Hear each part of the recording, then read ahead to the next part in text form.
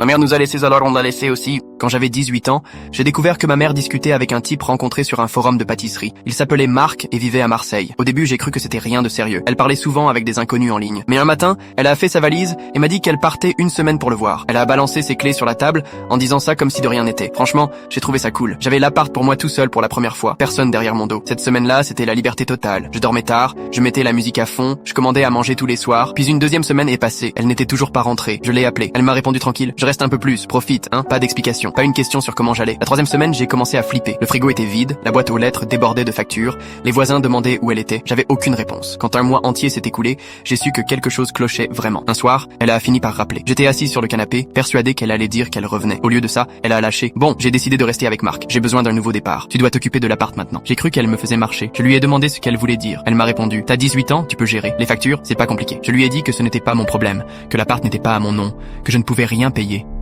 Elle m'a coupé la parole et a raccroché. Après ça, plus rien. Elle ne décrochait plus, ne répondait ni aux messages, ni aux mails. Silence total. Quelques jours après, j'ai commencé à recevoir les notifications. Facture d'électricité en retard, internet sur le point d'être coupé, loyer impayé. Puis elle m'a envoyé des liens pour régler les factures, comme si j'allais m'en charger. Je les ai ignorés. J'ai pris mes affaires et je suis parti vivre chez mon père. Une semaine plus tard, elle a rappelé. Furieuse. Elle hurlait que je l'abandonnais, que j'étais égoïste, que j'allais laisser l'appart partir en saisie et que ce serait ma faute. J'ai rappelé que je n'avais rien signé, que je n'étais pas propriétaire et que je n'allais pas m'endetter pour ses choix. C'est là qu'elle a explosé. J'espère que tu finiras dans la rue, sale ingrat.